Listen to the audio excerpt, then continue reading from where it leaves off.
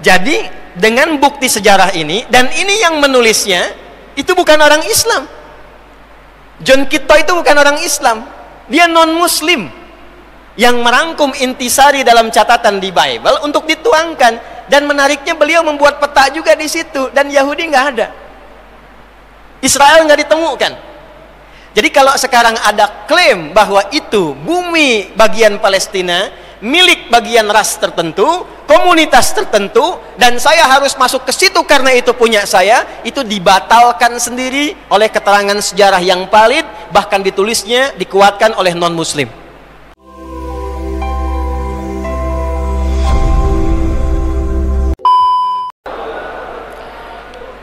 Alhamdulillahilladzi nasara ibadahu al-mu'minina fi Filistin wa fi kulli makanil mubtalin. Nusalli wa nusallimu ala al-habibil karim nabiyyina wa sayyidina Muhammadin alladzi ursila rahmatan lil alamin. Fa salawatullahi alaihi wa salamuhu tam wa ala alihi wa sahbihi wa dhurriyyatihi wa ummatihi ila yaumiddin wa ba'd. فيا عباد الله أحباب الله وأحباب رسوله صلى الله عليه وسلم أوصي نفسي وإياكم بتقوى الله فقد فاز المتقون فلا تموتن إلا وأنتم مسلمون فقال تعالى يا أيها الذين آمنوا اتقوا الله حق تقاته ولا تموتن إلا وأنتم مسلمون. Hadirin sekalian, kita langsung cepat saja karena waktu kita terbatas. Untuk memahami akar konflik yang terjadi di Palestina, kita harus pertama mengurutkan dulu genealogi atau silsilah. Saya ulangi, genealogi atau silsilah yang tersambung pada generasi-generasi awal, khususnya setidaknya dimulai dari generasi Nabi Ibrahim alaihissalam. Karena nanti segala diskusi bahkan sampai ke perdebatan yang terjadi bahkan dengan Nabi sallallahu alaihi wasallam bersama kalangan orang-orang Yahudi yang hadir khususnya di Al-Madinah Al-Munawwarah, itu seringkali mengklaim dan membawa-bawa Nabi Ibrahim alaihissalam. Karena itu yang pertama saya akan urutkan dari nasabnya dulu. Nabi Ibrahim saya naikkan ke atas sampai dengan ketemu wilayah Palestina, dulu disebutnya dengan apa, kemudian ini akan menjawab klaim kekinian yang memberikan kesan kepada kita bahwa bumi suci Palestina itu milik golongan tertentu atau komunitas tertentu. Seperti apa jalannya dan gambarannya, ini yang coba kita akan turunkan nasabnya dulu. Akan lebih jelas bila nasab ini tidak sekedar diucapkan, tapi saya akan coba tuliskan, sehingga dengan penulisan ini teman-teman bisa lebih memahami jalurnya. Kemana jalurnya, atas dan ke bawahnya, seperti apa gambarannya, dan dengan itu mudah kita insya Allah untuk mencernanya. Sepakat kita insya Allah? Baik. Sebelumnya saya ingin pastikan suara saya terdengar jelas insya Allah? Khair. Karena kami akan menulis di papan tulis yang ada di belakang ini, dan tidak mengapa saya lebih banyak akan berdiri, jadi saya mohon izin nanti akan menggeser sebagian dari kursi yang saya duduki supaya lebih mudah menjelaskan untuk apa yang akan kami tulis insya Allah. Sebelumnya terima kasih kepada kolega kita tentara, TNI dan Polri yang telah memberikan kenyamanan dan kedamaian dalam ta'lim malam hari ini. Semoga jadi inspirasi bagi setiap tempat kajian kita malam hari ini insya Allah. Bismillahirrahmanirrahim. Saya mohon izin untuk berdiri dan memberikan ulasan yang tadi dimaksudkan. Di sini saya tuliskan Nabi Ibrahim alaihissalam. Ibrahim.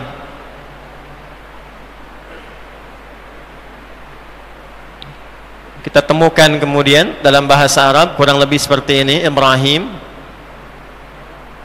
Ibrahim disebut juga dengan Abraham atau Abram. Ibrahim alaihissalam berdasarkan beberapa referensi yang bisa kita lacak dan kita temukan. Misal, ada tulisan karya ilmiah yang bikin orang barat, namanya John Kitto.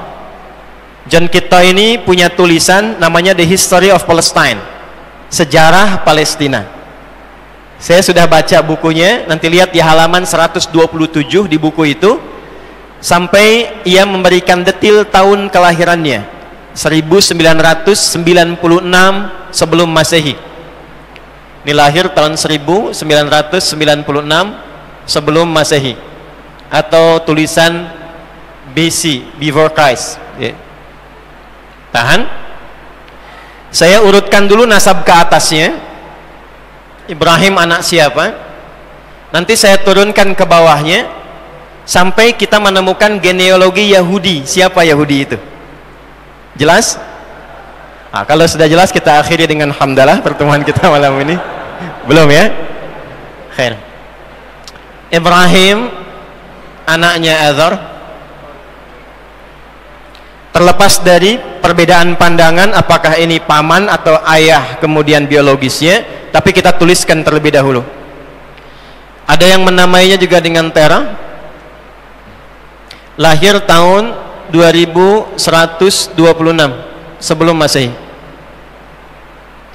Kemudian Tera anaknya Nahur. Nahur anaknya Abir. Abir anaknya Kinan. Kinan anaknya Arfakhshad. Arfakhshad ini kemudian ke Sam, ini kemudian ke Nuh alaihissalam bin Mikhlail. Saya agak cepat, mohon maaf waktu terbatas. Bin Matusyala bin Kinan, saya cepat. Bin Anwar bin Thith bin Adam alaihissalam. Ya, kenapa penting saya urutkan ini? Pertama kita temukan dulu akar Palestinanya. Nanti di sini saya kotaki Nuh alaihissalam punya 4 anak yang viral. Ada berapa? 4 ya. 1 ini yang kemudian tidak beriman dan tenggelam. Kita tahu namanya siapa? Kanaan, ya, Kanaan. Kemudian ada selanjutnya Sam, sini. Ada selanjutnya Ham. Ada selanjutnya Yafith. Terjadi banjir besar di kisaran tahun 2345 sebelum Masehi. Saya tuliskan detil.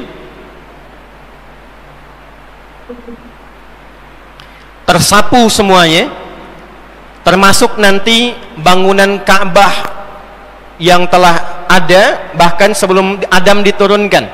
Jadi ada satu versi Ka'bah itu sudah jadi dibuat oleh malaikat atas perintah Allah sebelum Adam turun. Nanti ada buku namanya, kitab namanya Akhbaru Makkah karya Imam Az-Zirqli. Ya, dalam jilid yang pertama beliau sampaikan riwayat ini sebagai keterangan dari Al-Quran surah ketiga Ali Imran di ayat 96 sampai 97 itu. Inna awwala baitin wudi'a lin-nasi lalladzi bi Bakkah mubarakah. Jadi nanti Ka'bah sudah ada sebelum Nabi Adam turun. Lalu kemudian di era Nabi Nuh alaihi salam terjadi banjir besar, deluge. Banjir besar ini menyapu bagian atasnya, atas Ka'bah, sehingga yang tersisa cuma pondasinya saja. Pondasi dalam bahasa Arab disebut dengan qaidah. Bila dia lebih daripada 2, ada 3, ada 4 bagian dan lebih, disebut dengan qawaid namanya. Apa namanya? Qawaid. Ini nanti yang kelak di era Nabi Ibrahim alaihi salam ditinggikan kembali pondasi Ka'bah ini sehingga menjadi bangunan yang kokoh lagi. Itu diabadikan di Al-Quran surah kedua Al-Baqarah di ayat 127 paling kiri sebelah atas di mushaf. Wa idh yarfa'u Ibrahimul qawaid minal bait wa Ismail. Jelas ya?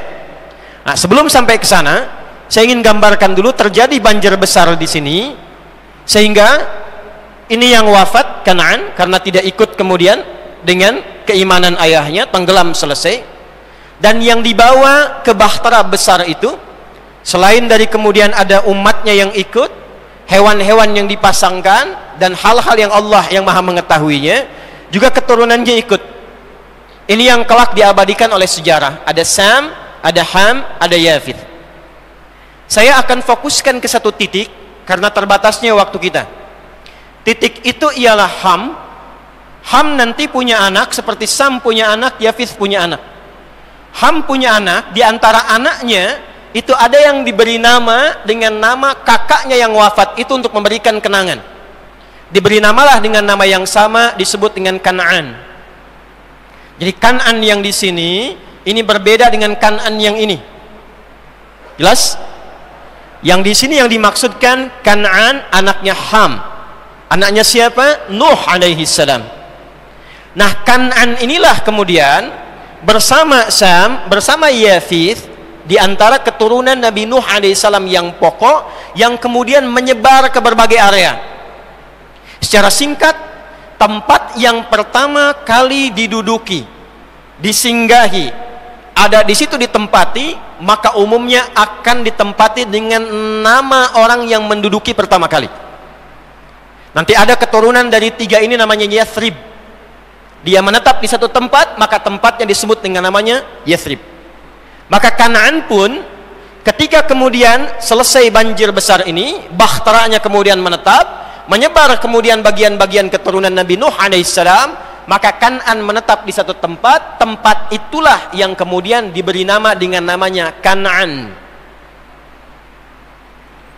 Lalu berketurunan disebut dengan Kan'aniyun, atau juga disebut dengan Kananis dalam bahasa Inggris. Wilayah Kan'an, Kananis itulah yang kelak dikenal dengan nama Palestina. Karena ada suku di situ disebut dengan suku Palestina. Secara singkatnya demikian. Dan yang paling mencengangkan teman-teman sekalian, nanti perjalanan tempat Kan'an ini membentuk komunitas-komunitas, tempat-tempat yang diantara tempat yang abadi namanya sampai kini adalah Gaza. Saya punya koleksi, beberapa koleksi Bible, dan saya punya koleksi Bible versinya yang internasional. Dibukanya dengan peta.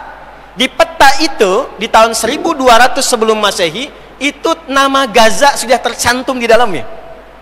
Ya, wilayahnya Palestina. Israel tidak ditemukan di situ, yang ada cuma Palestina. Dan wilayah yang bernama Gaza itu sudah ada. Jadi ini pertama kali ditemukannya bumi Palestina yang melekat kepada sukunya Kan'an, yang dengan itu dipastikan Kan'an keturunan dari Ham, Ham keturunan dari Nuh alaihi salam. Sampai di sini jelas dulu? Di bumi ini Kan'an membentuk komunitas, koloninya membentuk suku-suku, di antara yang ada yang disebut dengan Palestina. Dan kemudian kelak dikenal dengan bumi apa? Palestina. Sampai di sini bisa dipahami? Baik. Kemudian kalau sudah kita pahami ini dengan baik, kita tarik lagi ke atas. Sam menyebar nanti, lalu melahirkan anak Arfakhshad, punya anak Kinan, punya anak Abir, punya anak Nahor, kemudian punya anak Terah atau Azar, punya anak Ibrahim alaihissalam. Baik. Saya turunkan dulu ke sini, teman-teman sekalian, nanti untuk kita mengetahui dengan baik. Sebelum ke sini, Ibrahim lahir tahun 1996 sebelum Masehi. Lahirnya di sebuah daerah namanya Ur, di Babilonia. Ur, Babilonia.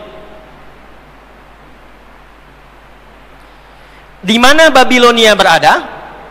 Babilonia itu kalau sekarang di tepian sungai Efrat, bahasa Arabnya Furat. Dulu di wilayah ini ada peradaban yang cukup besar tersambung ke Yunani, disebut dengan Mesopotamia, sekitar 4000 tahun sebelum Masehi. Namanya Mesopotamia. 4000 tahun sebelum Masehi. Ini ada di tepian antara Efrat dan Tigris, ya, Dajlah dan Furat, yang kemudian mengalami penurunan sampai pecahannya di tahun kurang lebih 2000 sebelum Masehi. Itulah yang kemudian pecahannya melahirkan Babilonia. Di tahun inilah sekitar 2000 Masehi, ya, nanti yang menemukan dan menguasai wilayah itu 2024 sebelum Masehi. Persiapan untuk mendirikan ini, rajanya disebut dengan Namrud namanya, yang kelak akan diabadikan. Kisah Namrud yang terkait dengan Ibrahim itu pertama kali disebutkan di Quran surah kedua Al-Baqarah di ayat 258, paling kanan sebelah atas di mushaf. Tahun 2000 sebelum Masehi berdiri Babilonia. Kalau sebelum Masehi itu kan hitungannya mundur ya, 2000, 1199 terus ke bawah. 4 tahun setelah ini kemudian berdiri, 1996 lahirlah Ibrahim alaihissalam. Jadi lahirnya di mana? Ur. Wilayahnya apa? Babilonia. Sekarang masuk bagian Irak kekinian. Di tahun 1921 sebelum Masehi, 1921 sebelum Masehi, maka menyeberanglah Ibrahim alaihissalam. Itulah sebabnya kenapa disebut dengan Ibrahim atau Abram. Ya, dalam bahasa lokal disebut dengan Ibrahim, Abram, sang penyeberang yang suka berkelana. Berangkat satu tempat ke tempat lain, ke tempat lain, kadang untuk meriset dan menemukan kebenaran dan keagungan Allah Subhanahu wa taala. Nanti itu diabadikan di Quran surah Al-An'am sampai ayat ke-76 dan ke-77, sampai menemukan kesimpulan, inni wajjahtu wajhiya lilladzi fataras samawati wal ard hanifan musliman wa ma ana minal, dan seterusnya ayat. Kembalikan. Maka tempat pertama yang beliau kemudian seberangi dan singgahi, berangkatlah kemudian ke daerah Kan'an ini yang telah dikenal dengan nama bumi Palestina. Jelas? Saya ulangi. Berangkatlah kemudian ke bumi Kan'an ini, daerah Kan'an ini yang dikenal dengan nama bumi apa? Palestina. Itu terjadi tahun 1921 sebelum Masehi. Saya mau tanya pada teman-teman sekalian. Ibrahim lahir tahun 1996 sebelum Masehi. Saya tanya, Ka'bah yang di Mekah itu sudah ada belum? Sudah. Posisinya utuh atau tinggal pondasi? Tinggal pondasi. Jelas ya? Posisinya tinggal pondasi, tidak utuh. Karena nanti belum ada perintah untuk meninggikan. Maka saat beliau kemudian beralih ke sini, ya, karena menemukan ketidakpuasan di wilayah sini dan telah menaklukkan Namrud, dialognya terjadi di Quran surah kedua Al-Baqarah ayat 258. Alam tara ilal ladzi hajja Ibrahim fi rabbi, dan seterusnya ayat. Maka setelah diusir, tinggal dari lepas dari situ, maka menyeberang kemudian secara singkatnya sampailah ke sini. Sampailah ke sini. Dalam kondisi telah menemukan Allah dan mesti beribadah, mesti sholat. Ingat, sholat ibadah yang dilakukan oleh semua nabi untuk menunjukkan kebertuhanannya kepada Allah Subhanahu wa taala. Jadi bukan hanya Nabi Muhammad sallallahu alaihi wasallam yang sholat, tidak. Semua nabi sholat. Karena sifat pertama seorang yang yakin dengan ketuhanan Allah itu dibuktikannya mesti lewat sholat. Ya, ini ada di Quran surah ke-20 Taha di ayat ke-14. Innani anallahu la ilaha illa ana fa'budni wa aqimis salata li dzikri. Aku tegaskan kata Allah, ya, innani dari kata inna dan mutakallim i. Inna harfu nasbin wa taukidin tansibul isma wa tarfa'ul khabara mabniyun 'alal fathi la mahalla lahu minal i'rabi. Paham? Tidak. Huruf taukid untuk menegaskan sebuah hukum, informasi yang harus ditanamkan pada hati, jangan sampai goyah. Nasab. Nasabar rajulu asahu fil ardi. Seseorang menancapkan tongkatnya di bumi, artinya tegak, tidak goyah. Kata Allah, tegakkan, tegaskan dalam hatimu, tancapkan, jangan goyah. Aku Allah, kata Allah. Tidak ada Tuhan yang layak dipertuhankan kecuali aku. Fa'budni, jika anda telah menemukan Allah, ingin menuhankan Allah, buktikan keberimanan itu, sikap menuhankan Allah itu dengan menyembah Allah. Apa buktinya anda beriman? Apa buktinya Tuhan kita Allah? Mesti ada bukti. Buktinya ibadah. Kita tanya bagaimana cara ibadahnya ya Allah? Maka dijawab, wa aqimis shalah, tunaikan salat. Karena itu semua nabi yang pernah bertugas di bumi itu salat. Nabi Isa salat, Quran surah 19 Maryam ayat 31 sampai 33. Nabi Zakaria salat, bahkan meminta kepada Allah sampai dikaruniai Yahya, itu dalam salatnya. Quran surah ketiga Ali Imran ayat 38 sampai 39. Nabi Ismail alaihissalam salat, Quran surah ke-19 Maryam ayat ke-55. Wa kana ya'muru ahlahu bis-shalah. Jadi kalau kita urutkan dari Nabi Muhammad sallallahu alaihi wasallam sampai Nabi Adam alaihissalam semua salat. Kiblatnya kemana? Karena yang tadi Ka'bahnya itu dalam kondisi atasnya sudah hancur kena banjir, tinggal pondasi, maka ditetapkanlah kemudian kiblat yang kedua. Ya, areanya di mana? Di bumi Palestina ini, di bumi yang disucikan, Al-Ardul Muqaddasah, itulah letaknya yang ada sekarang di area Masjid Al-Aqsa. Di sini ada tempat yang disucikan, daerah yang diberkahi, disinilah kemudian letak kiblat yang kedua setelah Ka'bah. Saya ulangi, kiblat yang kedua setelah Ka'bah. Yang ini nanti akan dikoneksikan oleh semua nabi dari jalurnya Ibrahim alaihissalam sampai disambungkan ke kiblat yang pertama kali, yaitu Al-Ka'bah Al-Musyarrafah. Jadi nanti kiblatnya ada berapa? Dua. Satu apa? Ka'bah. Yang kedua apa? Al-Masjid Al-Aqsa. Adanya di mana Masjid Al-Aqsa? Di Palestina. Nah, nanti kenapa dikembalikan lagi ke Ka'bah? Kita akan lihat setelah masuk ke ujungnya. Mungkin mendekati subuh kayaknya. Ya. Jadi teman-teman sekalian, kalau kita memahami bumi Palestina dari awalnya, ini sudah wilayah yang disucikan. Makanya jelas di pembuka Quran surah ke-17 Al-Isra, di ayat yang pertama sudah kalimatnya jelas. Subhanalladzi asra bi'abdihi lailan minal Masjidil Haram ilal Masjidil Aqsa alladzi barakna haulah. Ini bumi yang berkah, diberkahi.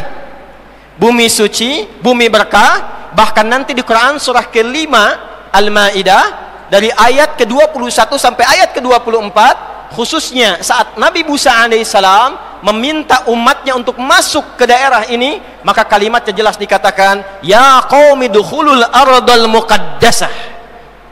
Dah. Ini tidak ada perdebatan di dalamnya. Satu. Pertanyaan saya, Yahudi sudah muncul belum? Israel ada nggak? Nggak ada. Ya. Jadi dengan bukti sejarah ini, dan ini yang menulisnya itu bukan orang Islam. John Kittoy itu bukan orang Islam. Dia non-Muslim yang merangkum intisari dalam catatan di Bible untuk dituangkan. Dan menariknya beliau membuat peta juga di situ, dan Yahudi nggak ada, Israel nggak ditemukan. Jadi kalau sekarang ada klaim bahwa itu bumi bagian Palestina milik bagian ras tertentu, komunitas tertentu, dan saya harus masuk ke situ karena itu punya saya, itu dibatalkan sendiri oleh keterangan sejarah yang valid, bahkan ditulisnya dikuatkan oleh non-Muslim. Jelas sampai sini? Oke, ketemu jawabannya ya. Jadi kalau nanti ada Anda bertemu diskusi di media sosial, itu kan tanah suci yang dijanjikan. Nah, tinggal diberi catatan saja. Maaf Ferguson, itu sudah diterangkan oleh teman-temanmu dari sejak dulu. Turunkan referensinya. Jelas sampai sini? Oke, satu.